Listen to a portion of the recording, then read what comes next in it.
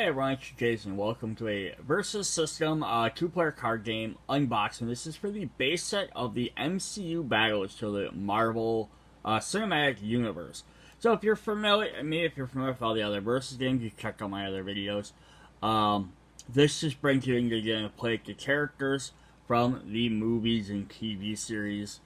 The gameplay is the exact same. It's mix and match. If you really want, you can mix and match, but the rule books say what you're supposed to do is your deck has to either be the comic book artwork or the photo artwork. So it's illustrated versus photo. You can play against somebody playing a different deck, but you're not supposed to actually mix and match the comic book artwork and the movie artwork. But, again, your game, do whatever you want, but if you're going like a tournament or something like that, then you can't. Or some people might be sticklers. But no, if you're familiar with just the movies, you're like, oh, I really like the movies. You're not really super into the comic books, but you like card games, this is a great way to start. So this is the big box set. It starts off the Earth, 1 in a bunch of 9s. Volume 1, and this is issue number 4, because each year they do a different volume, and then they do a different issue, so there's 3 other sets that came before this. But just at the beginning one that has some heroes, some villains, and then they'll have 2 smaller box sets, which will have 1 just for heroes, 1 just for villains. They also then have now expanded it. They've done another 3-run, which has smaller boxes with heroes and villains. They have 1 set for Spider-Man, and then the current sets are doing the Disney Plus. So there's a lot of content being covered by this, although there's a lot more for the illustrated and the comic books. At least they didn't just do 1 set. So if you only are interested in the artwork, you can definitely hop in. I'm not going to do a full how to play on here, but I am going to do a quick just rundown of what the game is, in case maybe this is your first idea of what you got. Basically what this is a card battling system. What you're going to do is you're going to take a main character, which could be a hero like Captain America, or it could be a villain like Abomination. And you're going to play against another player trying to knock their life totals down. And defeat all... We not knock their life totals down. You want to defeat their main character. So like Captain America has 5 health. All your main characters will have a level 1, and then they can level up to a level 2, which their stats increase. So they have attack and defense, so 2 and 5, or 6 and 7. They have various different abilities they can do. Things that they have to do to level up. Basically, you're trying to defeat your opponent's main character. And to help avoid that, you can play various support characters like Baby Groot, Heimdall, Black Widow. And you mix and match all them together. Now, you can mix villains and heroes together if you want. There are some cards that work better if you have other heroes or other villains or certain characters. To be able to play them cards, they're going to have a little cost up in the corner. So like this group also has health and defense, or health, attack, defense. It has a cost of 1 up at the top.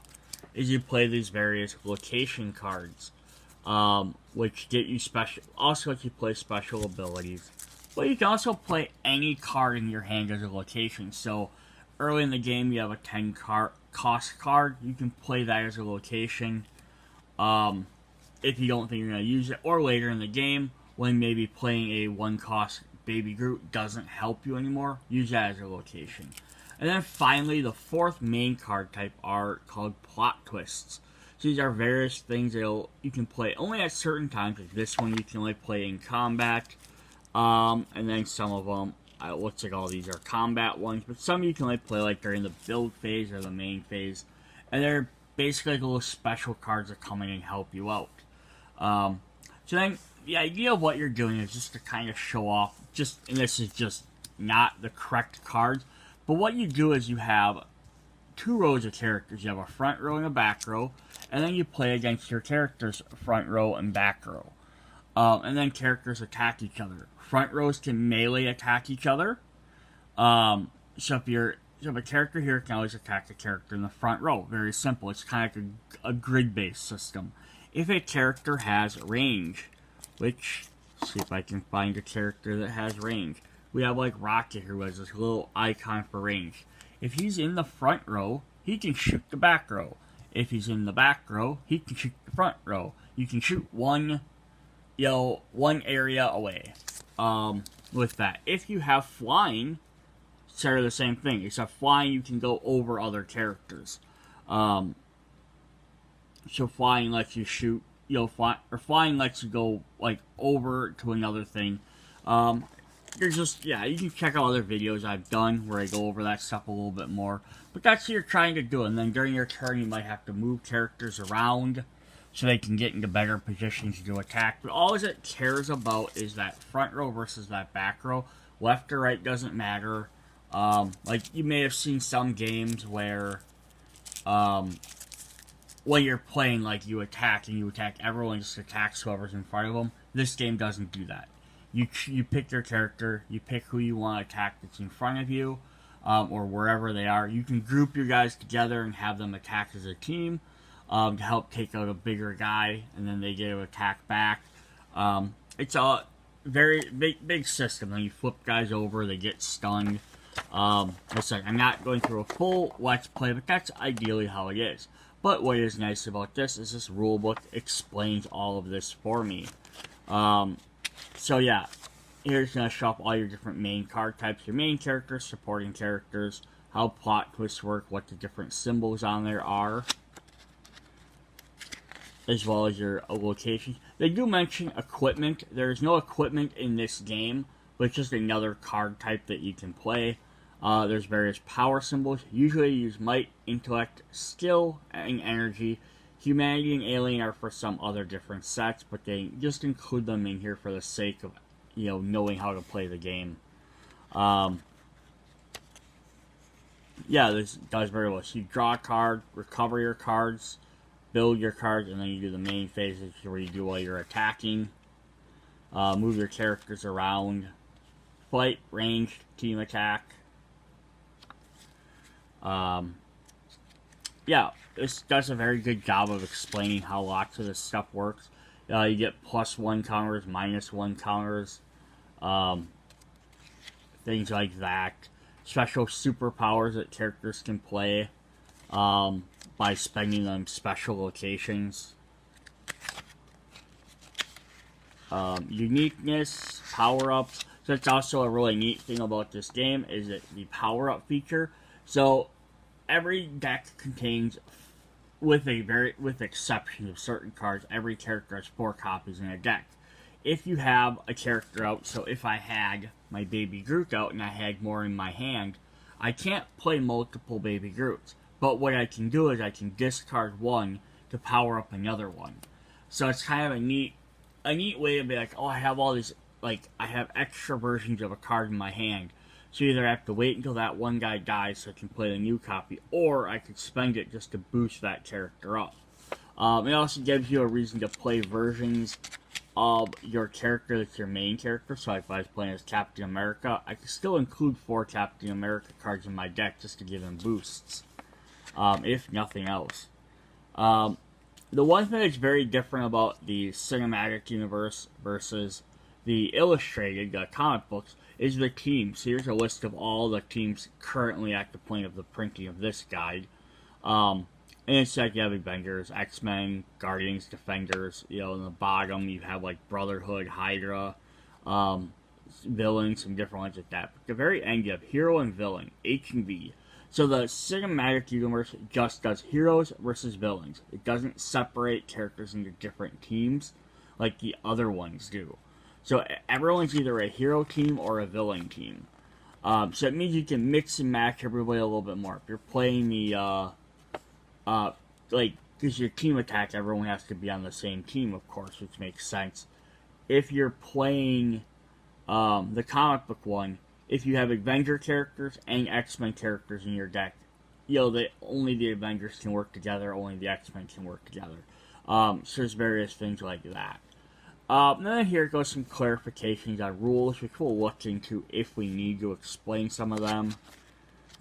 The last thing I wanted to show off in here for the book is they do have your first deck build. So it kind of explains how you should maybe build your first deck for heroes, how you should build them for villains, then actually how to build your own decks later on. So it's kind of a nice thing. So the first time you play, it gives you an idea of what to start with. We are also going to get... Oh, there's my last card I was missing.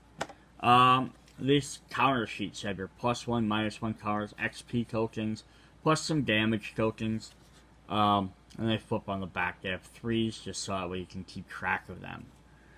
Alright, so we're going to hop in and look at these characters. See what we got, and see if it's something you're interested in.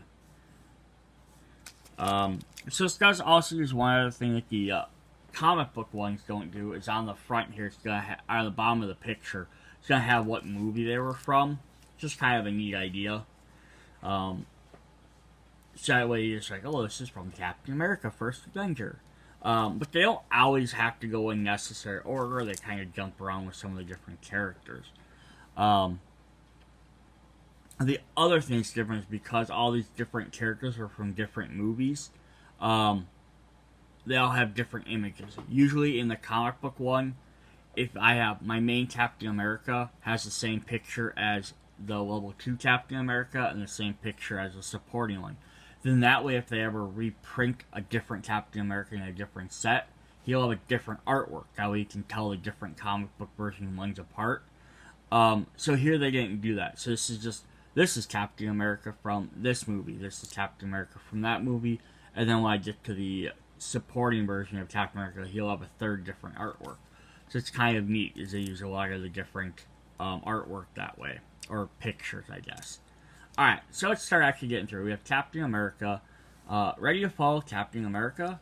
Combat, spend a strength or a green location. If this is your first attack this turn, put 2 +1/+1 counters on each attacker. And then the first adventure. Level up 4. When Cap attacks your first attack each turn, he gains an XP. So if you put your main character right out there and attack, Cap will level up a lot quicker. When he levels up, they usually always keep their first ability. And then now a second level up one replaced by Assemble the Team. Spend a yellow.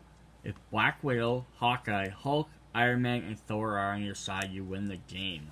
Now that's crazy because if you have him out, that means your opponents are definitely going to be targeting those guys.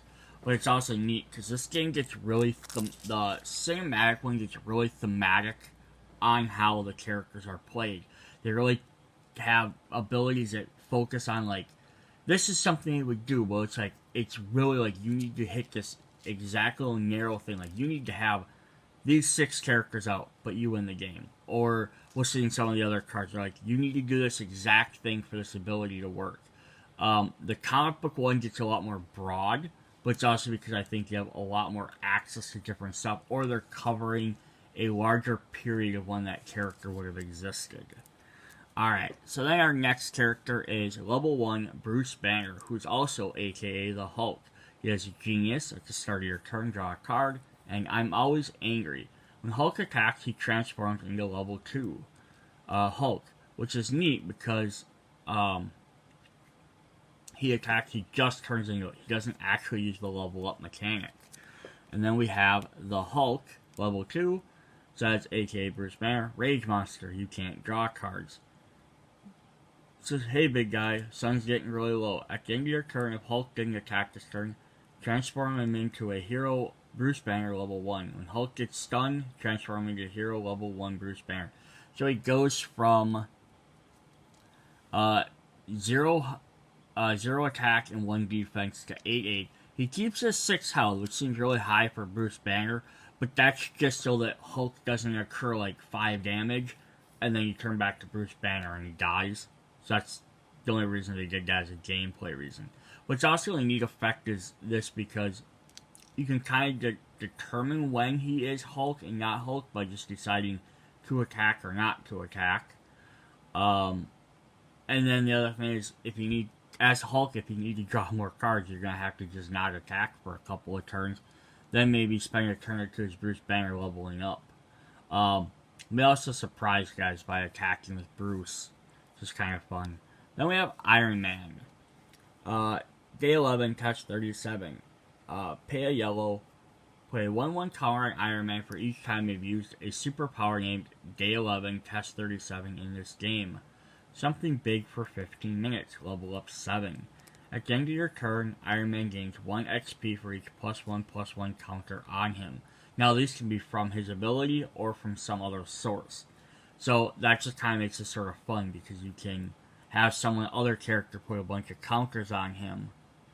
And then you can level up quicker, or you can just have him do it himself multiple times.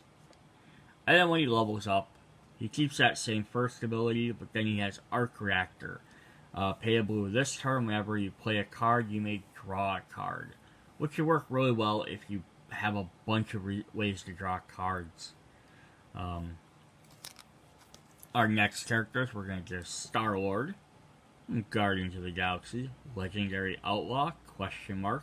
Combat, pay a red. Stun character attacking Star-Lord unless it or a character with the same name has attacked him in a previous combat this game.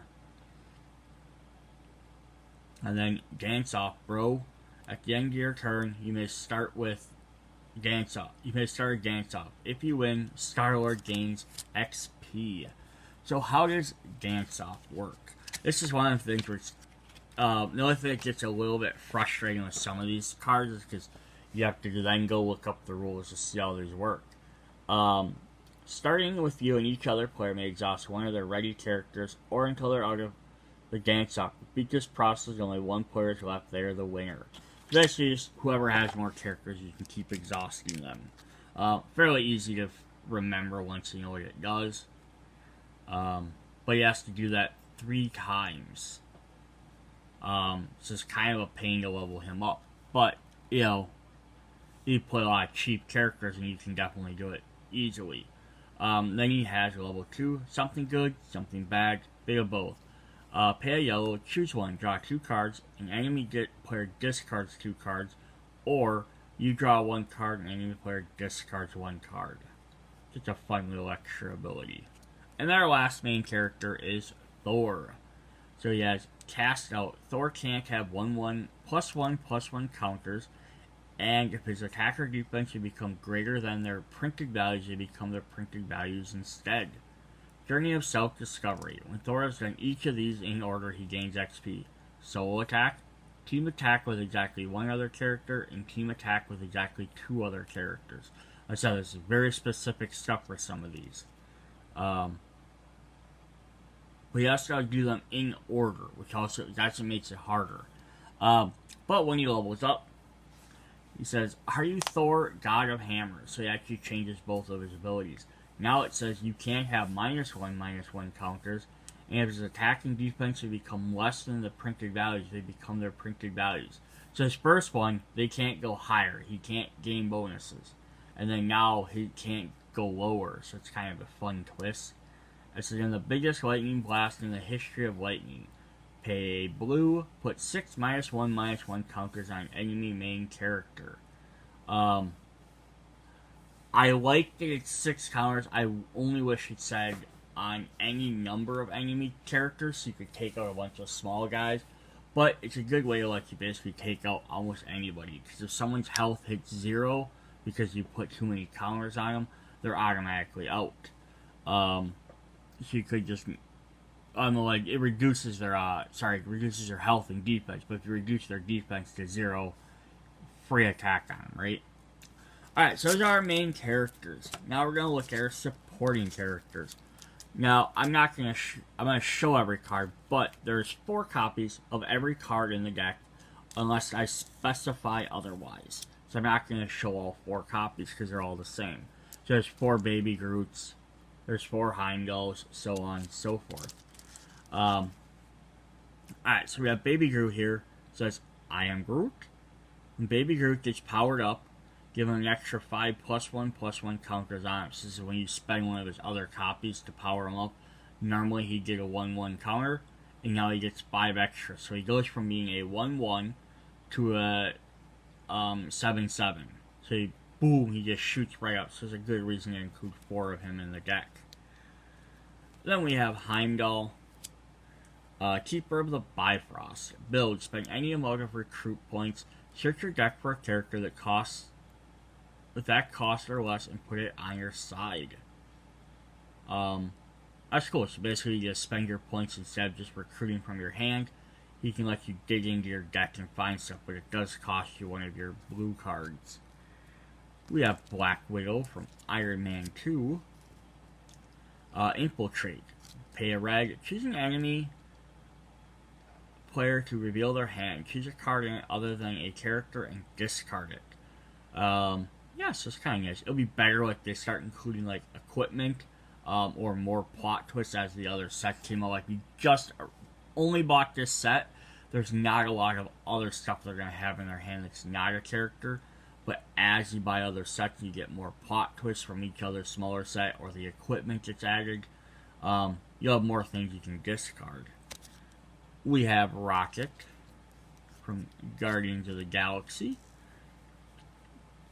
I'm going to need a few things. Build. Choose an enemy player and 2 cards with different names in your KO pile. If you do, they choose one and put it into your hand. So that's fun. You get to recycle his old cards. Here's our Captain America. Leader will cap his team attacking. You choose who the defender strikes back against. And I can do this all day. Combat, green. In this combat, if Cap gets stunned, he doesn't get wounded. And when he gets stunned, recover him, then ready him. Basically, if he gets hit, he goes. Now you'll notice he has a lot higher stats to begin with than like regular Captain America. So Red had like 2 and 5. So he has 5 and 4. So he has a little bit better stats to begin with. But he also only has 1 health. So that's the way they can give the supporting characters usually have higher, sometimes can have higher regular stats, but they have less health. So they can't take as much damage, so they get hit once or twice, they're usually out. Also, they have a cost of 3, so you have to wait bare minimum, unless something happens, 3 turns, because you only play 1 location a turn. So it'll take you at least 3 turns to get this out, where you can have the other Cap starts the game. Then we have Falcon from Civil War. Air superiority. Characters of flying can't strike Falcon, so he gets to dodge flying characters. Nick Fury. The Avengers Initiative. When you recruit another hero character the first time each turn, draw a card. So now this would work well with that Iron Man main character. So every time you drew a card, says this turn whenever you play a card, you may draw a card. So I kind of work very interesting with that, such as when you recruit another hero the first time, draw a card. So if you combine those two, you paid that blue. Every time you played a hero, you would also get to draw 2 cards, and that would allow you to potentially maybe play more cards. Then we have Iron Man, genius billionaire, playboy, philanthropist. Yellow, draw a card, gain 1 recruit point, put a 1/1 counter on Iron Man, and put a 1/1 counter on another character. So it's actually pretty cool for 1 cost. Star-Lord, the Half Celestial. Star-Lord can't be KO'd while a main character is spaced up on your side. This power remains on while Star-Lord is spaced down. He can still get stunned and wounds, so basically he can take 1 health. Normally that means once he gets hit once, he's out of the game. But with his ability is he can take 3, 4, 5 damage as long as you have a face-up main character. But if they knock your main character down once and they stun him, Star-Lord's immediately out as soon as he has any damage on him.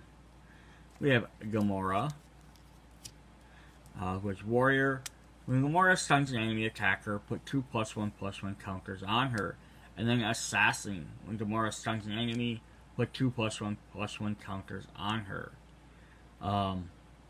So if she attacks or defends, she can gain extra counters.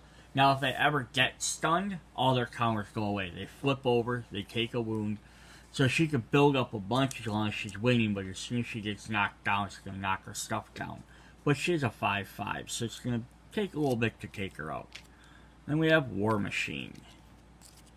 Big guns. Blue KO supporting characters attack less than War Machines. Now this could be again one of the fun things if you could place counters, especially if you're with Iron Man, who gotta put a counter on somebody else. So if you were working with these guys in tandem. So if you play Iron Man, draw a card, gain 1 recruit point, put a 1/1 counter on Iron Man, and 1/1 on another character, which makes him a 6/6. It would make War Machine a 5/8. And then now you could definitely use his ability, oh look, now I can take out a guy that's has 4 or less, and if you put some more counters on him. So that's kind of a cool ability. We have Drax. Finger on the throat means death. When Drax wounds a supporting character in melee combat, KO it. Doesn't care how big it is. If he can take it out, it's done. We got Thor, who is leader. With Thor's team attacking, you choose who the defender strikes back against. And the new king. Yellow, put a 1/1 counter on Thor for each character he is protecting. And protecting is any character that's in the row behind him. So he could get very powerful very fast. Then we have the Hulk, who's our last big character. Hulk like raging fire. Thor like smoldering fire. Choose any number. Hulk gains that much attacking defense this combat. So you can make him a 14-14. You can make him a 100-100. You could make him a 99-99. However much health you want to give him. Basically, once you play this ability, Hulk isn't going to lose, at least based on attack or defense. Alright, then we have a bunch of special one-of-a-kind characters. So there's only 1 copy of each of these, so it's a one-of-a-kind. Since you can only have 1 in your deck, they only gave you 1 copy. So we have Peggy Carter. You were meant for more. The main character on your side is named Captain America.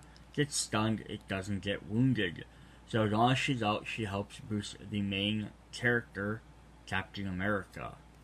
And then we have Eric Selvig, one of a kind. The stories I grew up with. When the main character on a side named Thor attacks, draw a card. So he helps out Thor. We have Happy Hogan. We're relocating to a new facility. At the end of your turn, if Iron Man is the main character on your side, you may turn one of your face down locations face up. This is so when you spend these abilities. So if you have this face up and you want to pay for one of them cards that have the little symbols on them, you spend this by flipping it over. Now you don't have access to that. So Happy keeps letting them play that, which works really well for Iron Man because he wants to keep playing that test abilities. Now you can keep using that over and over, or keep using your arc reactor over and over with Happy being out. But of course you have to find that 1 copy of Happy. And then we have General Ross, who says, help the green one. When the main character on your side named Hulk attacks for the first time each combat, at the end of combat, ready him. So he's ready to defend right away. So it's kind of interesting as we get 4 of those characters. We get 1 for Iron Man, 1 for Hulk, Captain America, Thor. We just don't get a supporting character for Star-Lord. Which kind of makes sense because his supporting characters are the other Guardians, which we've already shown. The only thing there would have been like if you were throwing in like Yondu or something. Alright, so you have 2 other hero cards to look at. We have Avengers Tower, which we'll get 4 copies of. So this works like a special location for the hero characters. So it'll act as a blue, yellow, green, or red. So you can use it for any of them as long as you're playing a hero character. So yeah, every team gets, this would be the hero team, villain team, or if you're playing the other games, Avengers, X-Men, Spider-Man, they all usually get a special location which gives them access to all 4 symbols so they can have a better chance at playing their abilities.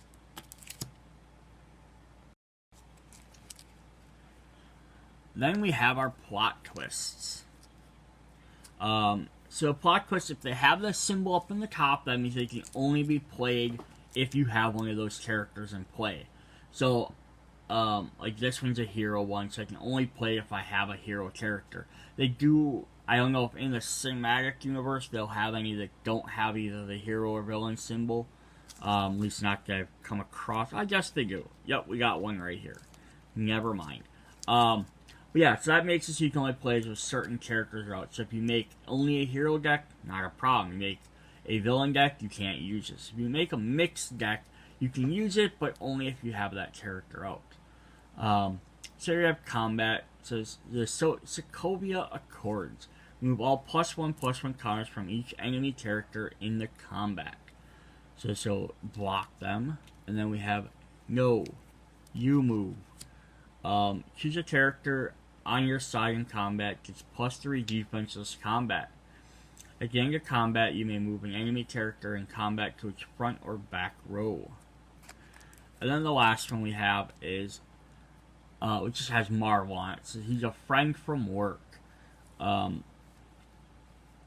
If all characters in combat are good, or they're all evil, cancel this combat. Otherwise, choose a character in combat to gain +2/+2 this combat.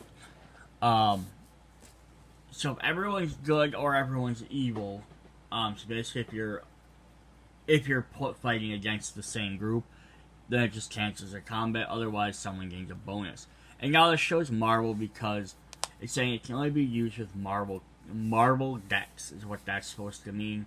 Or if you have a Marvel character out, because there are other photographic things such as Buffy the Vampire Slayer and X-Files. So if you bought one of those, you could play them with these. You can mix and match the decks together. But this card would only work for Marvel characters. Alright. That is our heroes. Let's look at our villains. So the villains will follow the same idea. We'll have main characters and supporting characters. We're going to start with Abomination. It's really fun that they included him because he wasn't, they kind of this movie got shoehorned in to the cinematic universe, but it wasn't necessarily originally part of it. But it's fun that they included him in here. And this was way before he reappeared in, was it Shang-Chi? So, this wasn't oh, we know we're going to have him in this movie. This came out way before that. Abomination. I want that. I need that. Make me that. Choose another character. Put +1/+1 counters on Abomination for each +1/+1 counter on that character. Infusion of Banger Blood. When Abomination gains one or more attacks, he gains an XP. So not for everyone, but anytime he gains it. So every time it'll take him at least 4 different times. And then his level up is he has Monstrous. When Abomination is defending against a melee team attack, he strikes back against each attacker. And then Give Me a Real Fight. Choose an enemy player. At the end of their next formation step, move a character on their side to its front row. That player's first attack must include that character attacking Abomination if able. Especially you can force someone to attack him. We have Ironmonger from Iron Man. You had a great idea, Tony. Choose a character in another character's KO pile. You may recruit the character this turn. Steal ideas. When a character another player owns gets recruited by any player, Ironmonger gains an XP. So now, for him to use this, you have to, somebody has to transfer a character, which is other cards that allow this to do that. But if he's just doing himself, you have to play this top ability 5 times, which would be very difficult to do. But if you do level him up, he has, my suit is more advanced.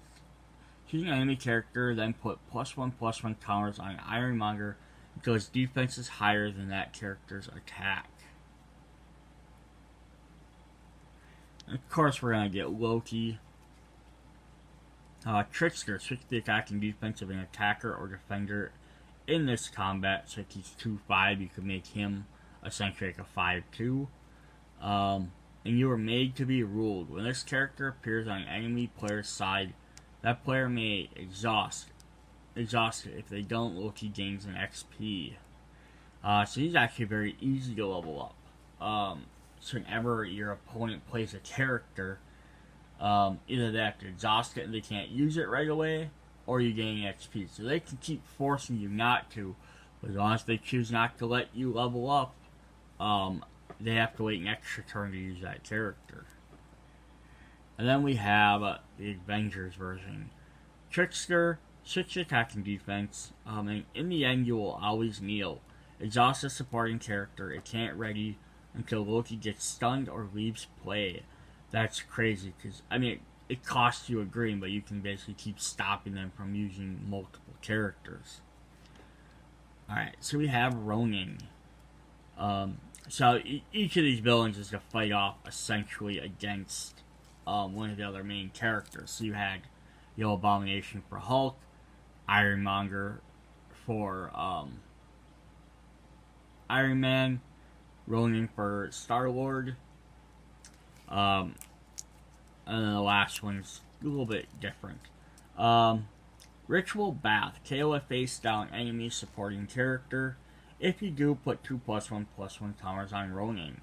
Your culture is a disease. When an enemy card with a team affiliation appears, Ronin gains +1 XP for each face-up enemy card with that affiliation on that side.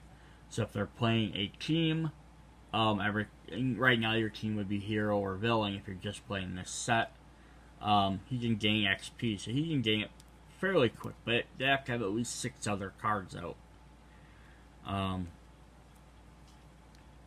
But if he does level up, he gets I Will Cure It. Name a team affiliation, look at an enemy player's hand, discard up to 2 cards with that team affiliation. I like that it's not just heroes though, so it's any team affiliation. So if you're playing this deck against someone's comic book one, you can shut down part of their deck. Then our final villain is very interesting. So we have Ultron, who has Swarm. You can have any number of characters named Ultron on your side. This power can't be turned off. And then there's only one path to peace. Put the lowest level Ultron from your Ultron facility into your side. So you're going to start with this Ultron and play, but we have 2 other copies of Ultron that do the same thing. So you get 3 copies of his level 1. So you could potentially pull out lower level Ultrons. And then once you have all 3 regular level Ultrons out, now your next lowest one in your deck is going to be his level 2, which you have 2 copies of. So you have to get both of the level 2s out. So the same Swarm ability and the same, there's only one Path to Peace ability. Then now when you've pulled out both of them, you play as level 3. Which now he says, your extinction, pay 4 green. Each enemy player lifts all their cards thousands of feet into the air and drops them into their KO pile. So basically, if you get your last Ultron out and you can play for you in the game, which is a good counter to Captain America, who had to gain all 4 or all 5 or 6 characters to win the game. Ultron also has an immediate win game. It's just going to take him a while because he has to pull out 5 other versions of this card. But the thing is, you can also, once you have them out, you have all these other main characters to help protect you. So that's actually really a neat mechanic. Alright, our supporting characters, we're going to get good old Killian. Extremist Virus, put 3+1/+1 counters on another character. Now you can see where this works well with them Iron Man cards if you mix and match heroes and villains. Whiplash. Energy Whips. Put a -1/-1 counter on an enemy character. If it's in the back row, move it to its front row. So pull them towards you. Crossbones. I've been waiting for this. Crossbone only attacks main characters.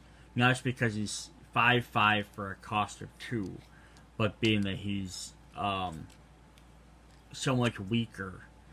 Not weaker, he's so powerful, but he can only attack certain characters, so at least it makes them a little hard. But still, it's going to be a pain to deal with right away. Then we have the Mandarin. One of a kind, you can only have 1 copy of this in your deck. So again, everything else is always 4, but you only have 1 of the Mandarin. You'll never see me coming. When Mandarin is KO'd, remove him from the game. If you do, put a random card from behind the cameras into your hand. So he has a special deck built up with 3 cards called Behind the Camera. So 2 of those cards are going to be Trevor Slattery. So maybe you found him. And it says it starts in your Behind the Camera pile. It's just a roll. Trevor can't appear or be played as a resource. So he does have a cost of 2, and this should be because, just for sake of something talking about his cost or whatever, but he basically uses his 1 defense. But you might pull it that. But you might get lucky and instead pull the 3rd card called the 10 Rings. A lesson in what's real. At the end of the turn, or if 10 Rings would leave play, put it behind the camera. So he gets a 10-10, but it's only for 1 turn. Yeah, so it's kind of neat. So he pops out and does that. Then we have the Destroyer. Which is surprisingly such a weak cost. Like, for 3 costs, I thought he would have been like one of the top ones. Destroyer gains +5 this combat with Odin Force Blast. Then we have Nebula. Rivalry. When Nebula appears, name a character. Nebula gets +4/+4/1 combat against supporting characters with that name. Ironmonger. The Golden Goose. Build. Choose another player. You can recruit characters from their KO piles this turn. We have Ronin. You stand accused. KO a face-down enemy supporting character. We have the Chitauri Leviathan, who has swarms. You have any number of this character on your side. This power can't be turned off. And then Interstellar Transport. Pay a reg. Ready another main villain character. It has flying this turn. Got Malekith from Thor. The Eternal Knight. Removing enemy hand from the game face down. At the end of the turn, put those cards back into that player's hand. Abomination. Abomination is defending against a melee team attack. He strikes back against each attacker. And Jealous. When another character gains 1 or more +1/+1 counters, you may put a +1/+1 counter on Abomination. Red Skull. I have seen the future and there are no flags. Enemy players can't play equipment, locations, or plot twists that have team affiliations. That's fun. He basically shuts down everybody's side stuff. Loki. I am burdened with a glorious purpose. Once per turn, anytime you could play a anytime combat plot twist, you may discard a character card to give the defending character in combat plus attack defense equal to the discarded card's cost. So basically sacrifice that to give them a bonus, maybe if you don't like what the card does. Alright, then we are going to have Winter Soldier, who's a little bit different. So he's a hero and a villain, up at the top. Combat Master, Winter Soldier is in combat, enemy players can't play plot twists. Then our plot twists, we have, speaking of those, we have I Have an Army. Put +1/+1 counters on each supporting character on your side. 2 more grow in its place. Choose a defender on your side. It gets +2. Attack this combat. If it gets KO'd this combat, draw 2 cards. And now we don't get that 3rd one, like we got in the other, looked at the Heroes one, because that was just a general Marvel one. And then we do have a special location called Sokovia. So this lets you play these 4 and then for a villain character. Then the last thing we're going to have in this deck, and then we'll be done with this, is we have our locations. So you're going to get your special location, your basic locations. You're going to get 8 copies of each. So I have 8 copies of the Laboratory. This is so that you can put 4 in each deck. So the hero deck can have 4, the villain deck can have 4. So you have the Laboratories, which have blue. The Academies, which are yellow.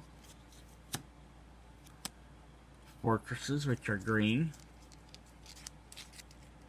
and training grounds, which are red. These are 4 different types of basic locations. Alright, that is what we have for Versus System, the MCU Battles. So come back if you enjoyed this. Check out the other 2 small boxes to see who are in the hero box and the villain box. And then check out the other cinematic videos that we'll be doing once I have all them sets. Or check out these comic book ones to see what other ones, in case you just enjoyed the game and you want to get any of those. See you guys later. Bye.